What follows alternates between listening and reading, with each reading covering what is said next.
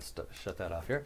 Anyway, my name is Berin Stevens, and today what I want to talk about is posture and breath support. Now, I know for those of you who have already been in band, you probably hear the posture and breath support lecture every rehearsal. And I know when I talk to some of my students about it, sometimes they roll their eyes like, oh, not this again. But it's important. You know, there's a reason why we music teachers harp about this. And I'll demonstrate here why in a minute. But basically what we want to do is, of course, I was told to keep your back straight, you know, when I was in junior high and all that. And so, of course, keeping your back straight would be something like this. But I sat like that. And I thought my back was straight. That's the problem. And I didn't realize, and every time I heard, yeah, my back's straight. But it really wasn't. So instead of focusing on the back, what I focus on now instead is where is the rib cage. And so I want to make sure the rib cage is up. And so now hopefully you can see my rib cage is up here versus before my rib cage was down. And of course, when we say up, we don't want up like this where it's in a tense position. It should be a natural, relaxed up position, just like when we stand up. You know, when we're standing, our rib cage is usually naturally up. Also, our hips are pointed up. You know, when we go like this, a lot of times then the hips will rotate back. And so we want to keep the hips pointed up, keep the rib cage up. And what this does now is it frees us to be able to take a good full breath down here. And as much as we would like to be able to breathe other places, this is really the only place we can expand and get more air. Like a lot of times when people breathe, they're going, you know, they're doing this, they're or lifting their shoulders, but really that does not get us any more air. And it looks kind of weird too. So we want to make sure all of our breathing is down here, which is really the natural place we breathe. You know, like sometime if you're laying down on your back and relaxing, whatever, notice where all your breathing's taking place. It's not going to be in your chest and shoulders. It's going to be right here in the abdomen.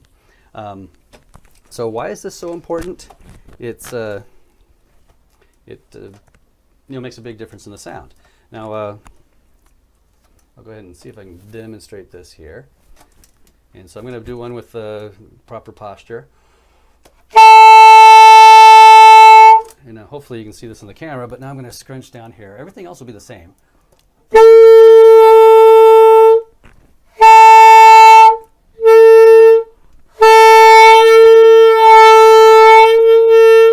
You know, so I wasn't changing my embouchure and all that, but when I'm down here, it's harder to get a good push of air. It's cutting my abdominal muscles off, and that's the big key to having a consistent airstream. So yeah, keeping it up here is very important. I remember one time I was watching a summer band camp, and I was looking at the clarinet section. And you know, you've probably seen some of those like evolution charts, which shows the Neanderthals going to the Homo sapien, and you know the Neanderthals are all kind of curled up, and then the Homo sapien standing upright. That's what the clarinet section looked like. The third clarinets looked like the Neanderthals. They were all curled up like this. The second clarinets were a little bit more up, and then the first clarinets were sitting with good posture. Now, I don't think that was done on purpose. They basically were based on who sounds the best and who plays the best. But I mean, that's a big key indicator of how you're going to sound. So make sure you get that posture upright. And yeah, then just one last thought is when we're inhaling, we want to make sure it happens mainly here in the front. It happens all the way around our back and our sides too, but most of it is visibly up in the front. So sometimes what I tell people to think about is when you inhale, see if you can push your belly button out as far as you can. And then as you exhale, see if you can touch your belly button to your backbone. But don't really do that because you'll probably end up in the hospital. But that's just kind of where you want to think about and focus on where your breathing should take place. And it'll make a big difference in your sound and on the control of the instrument.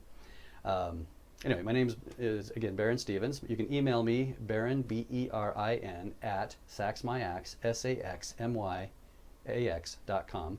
And my website is saxmyax.com. And thanks for watching.